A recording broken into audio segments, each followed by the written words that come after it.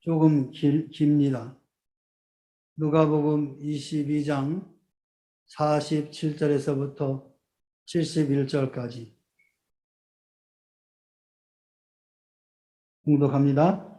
말씀하실 때 한 무리가 오는데 12 중에 하나인 유다라 하는 자가 그들을 앞장서 와서 예수께 입을 맞추려고 가까이 하는지라 예수께서 이르시되 유다야 네가 입맞춤으로 인자를 파느냐 하시니 그의 주위 사람들이 그 된 일을 보고 여짜오되 주여 우리가 칼로 치리이까 하고 그 중에 한 사람이 대제사장의 종을 쳐 그 오른쪽 귀를 떨어뜨린지라 예수께서 일러 이르시되 이것까지 참으라 하시고 그 귀를 만져 낫게 하시더라.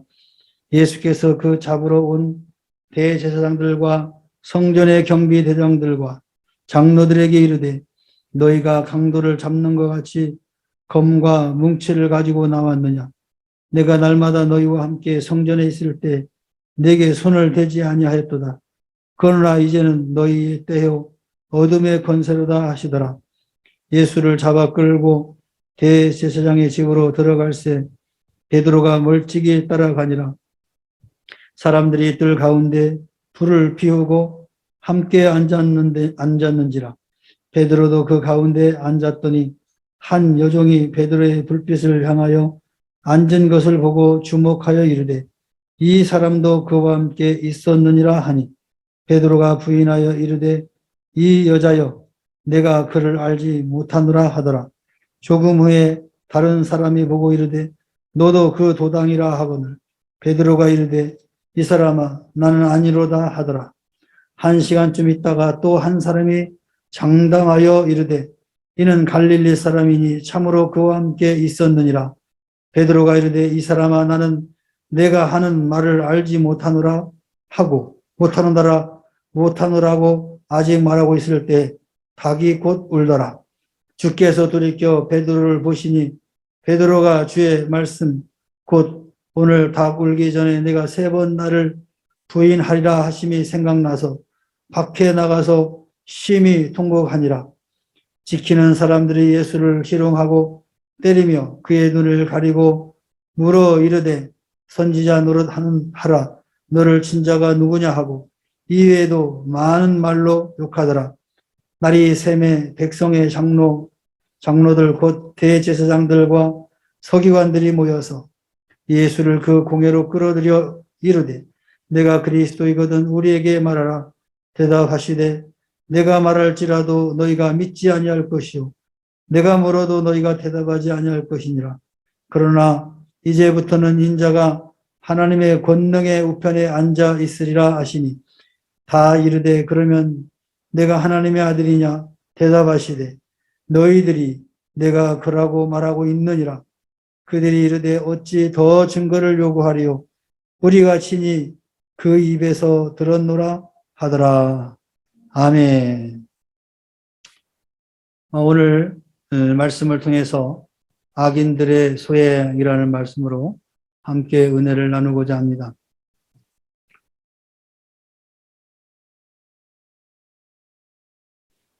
오늘 본문에 대비되는 일을 보게 됩니다. 예수님의 행위와 베드로의 행위를 우리는 비교하면서 볼 수가 있습니다. 오늘 감난산에서 기도하신 예수님이 그의 제자들과 말씀하실 때 한 무리가 왔습니다. 그 무리는 유다를 따라 왔죠. 대제사장들과 그 권속들이 가룟 유다를 앞세우고 예수님을 체포하러 온 것입니다. 예수님의 제자 중 하나가 악한 무리들이 몽둥이와 검을 들고 나타나자 대제사장의 종의 귀를 검으로 내리쳤습니다. 예수님은 그들에게 체포되어 제사장의 집으로 끌려갔습니다. 우리는 이 최후까지 비폭력, 무저항을 주장하시면서 원수까지도 구원하시기 위해 인내하시는 주님의 모습을 보게 됩니다. 사도 요한은 이러한 광경들을 요한복음 17장 12절에서 내가 그들과 함께 있을 때 내게 주신 아버지의 이름으로 그들을 보존하고 지켰나이다. 그 중에 하나도 멸망하지 않고 다만 멸망의 자식뿐이오니 이는 성경을 응하게 함이니라 라고 말씀하고 있는 것을 보게 됩니다. 다시 말하면 예수님은 이 땅의 많은 사람들을 구원하시고자 자신이 그와 같은 고초를 당하셨다라고 사도 요한은 바라보고 있는 것입니다. 뿐만 아니라 마태복음 5장 39절에서는 악한 자를 대적하지 말아야 된다라고 예수님께서 친히 말씀했습니다. 너에게 이르노니 악한 자를 대적하지 말라. 누구든지 내 오른편 뺨을 치거든 왼편도 돌려대라 이렇게 말씀합니다. 즉 악한 자를 악으로 대적하지 말라. 선으로 갚으라라는 예수님이 우리에게 주신 말씀입니다. 반면에 베드로는 예수님께서 체포되어 끌려가신 그 대사장의 집들에 많은 사람들이 불을 피우고 함께 앉아 있었고 베드로도 그 가운데 앉아 있었습니다. 한 여종이 베드로를 알아보고 이 사람도 그리스도와 함께 있었다라고 외칩니다. 그때 베드로는 즉시 이 여종의 말을 부인하죠. 두 번째도 역시 부인합니다. 또 마지막 세 번째 여종이 와서 또 베드로를 그리스도와 함께 있었다라고 주장하니까 나는 도무지 알지 못한다. 저주하면서 부인했다라고 말합니다. 이 말을 마치기도 전에 닭이 울었다 그랬습니다. 이 닭이 우는 소리는 괜한 것이 아니라 예수님께서 미리 예언을 하셨죠. 그 예언의 말씀을 베드로는 뭐라고 했어요? 자기는 절대로 예수님을 부인하지 않을 거다라고 결단을 하고 다짐을 했습니다. 그런데 오늘 이 위기의 상황에 도달하자 예수님을 세 번이나 부인하셨습니다. 이 세 번째 부인할 때 닭이 울었다. 이 닭 소리를 통해서 자신의 잘못을 베드로는 깨닫고 통곡하였다라고 말합니다. 자, 이렇게 예수님과 베드로의 모습에서 예수님은 그 대제사장의 심판 때 갔음에도 불구하고 굉장히 담대하죠. 그리고 예수님 자신이 그리스도라는 사실을 분명하게 밝힙니다. 떳떳하게 밝힙니다. 그것은 우리를 구원하시기 위한 계획 속에 그 계획을 변화하지 않고 끝까지 지키려고 하는 예수님의 모습을 보게 됩니다. 그러나 베드로의 모습은 역시 연약한 인간이라는 것을 우리는 보게 되죠. 거기에서 여종이 물어볼 때 혹이나 자기에게 불이익이 당할까 봐 겁을 먹고 부인하는 모습을 보게 됩니다. 그리고 나서 마지막에는 통곡하며 회개하였다라고 성경은 기록하고 있죠. 이 베드로의 모습을 보면 바로 우리들의 모습을 보게 되는 거죠. 우리가 은혜를 받고 성령이 충만할 때는 결코 예수님의 은혜를 잊지 않겠습니다. 하나님의 사랑을 결코 잊지 않겠노라고 과감하게 결단하고 또 그렇게 입으로 고백을 합니다. 그런데 어느 시점에 가서 어려운 상황에 이르게 되면은 그 고백했던 결단들이 하루아침에 사라지고 오늘 베드로처럼 부인하는 그런 현실들을 보게 됩니다. 그래서 우리는 매일 매순간 하나님을 사랑한다고 고백하면서 또 뒤돌아서면 내가 언제 하나님을 사랑하냐고 그런 부인하는 모습들을 우리는 계속해서 보고 있는 것을 보게 됩니다. 이것이 바로 베드로의 모습이고 바로 우리들의 모습이다라는 거죠. 근데 중요한 거는 유다는 그 잘못된 것을 깨닫고 회개하지 않았다는 것이고 베드로는 잘못한 거에 대해서 통곡하며 회개했다는 차이가 있죠. 오늘 우리들에게도 마찬가지로 유다와 같은 신앙인이 되어서는 안 됩니다. 잘못한 것으로 깨닫지 못하는 그런 신앙이 되어서는 안 되고 그리고 회개할 줄 모르는 그런 신앙이 되어서는 안 된다는 거죠. 하나님 앞에서는 우리가 다 죄인이고 하나님 앞에서는 우리가 용서받아야 할 대상이기 때문에 끊임없이 우리는 회개하고 통회하고 자복하는 그런 신앙이 되어야 된다는 거죠. 그래서 오늘 베드로가 그렇게 3번씩이나 부인하던 그 베드로가 통곡하고 회개함으로 말미암아 다시 쓰임받는 그런 것들을 우리는 성경에서 보게 됩니다.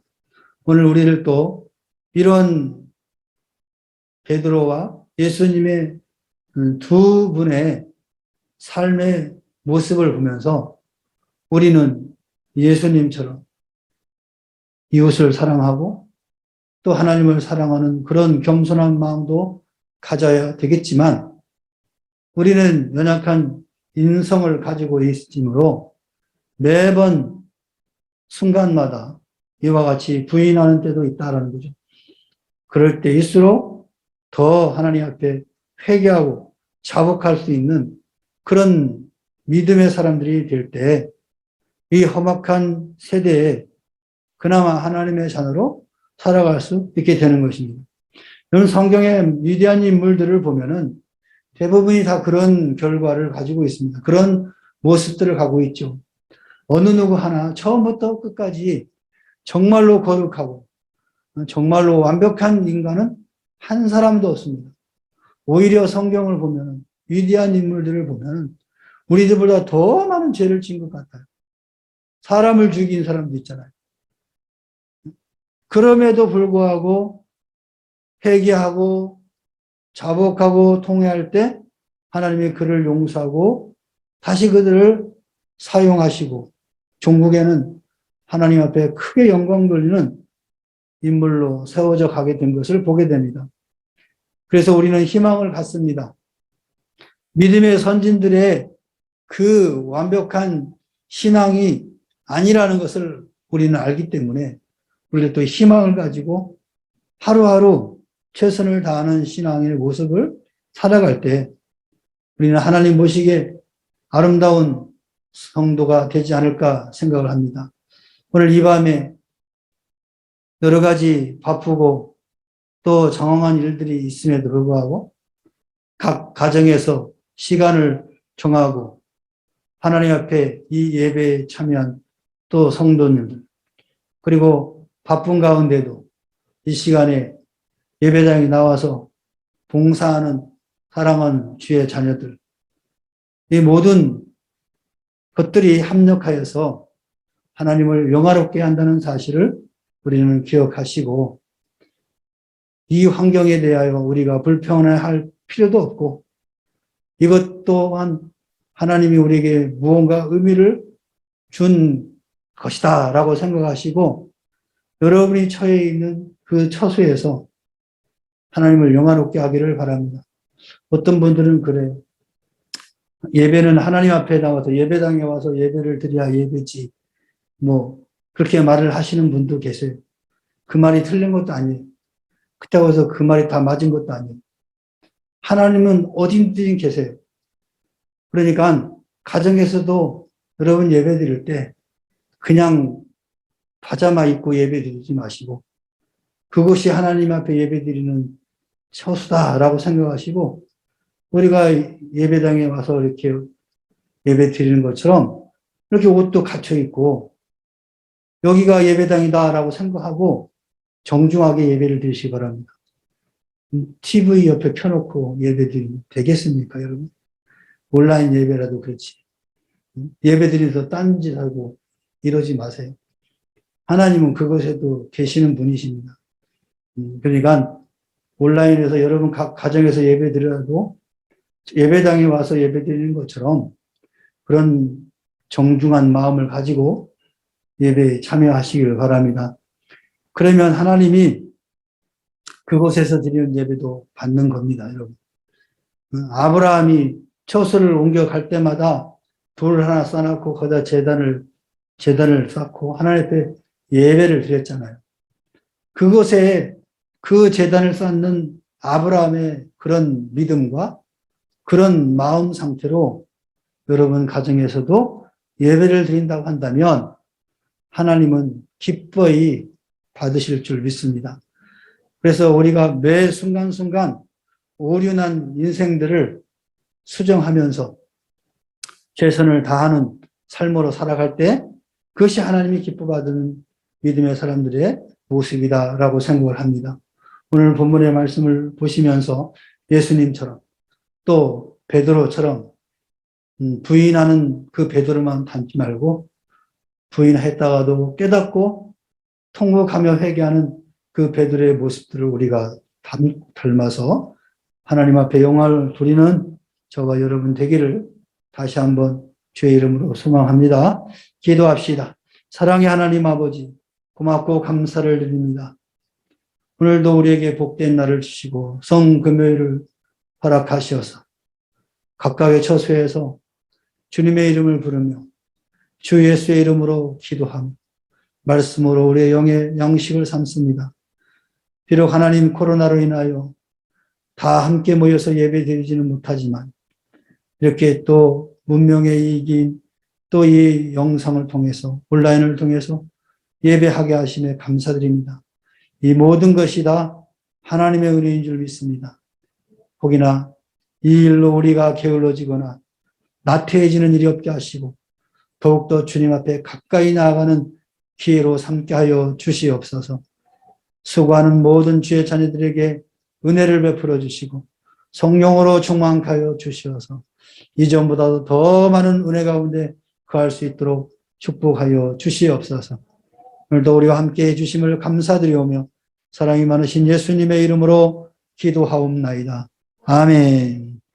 하늘에 계신 우리 아버지여, 이름이 거룩히 여김을 받으시오며 나라 임하옵시며 뜻이 하늘에서 이룬 것 같이 땅에서도 이루어지이다.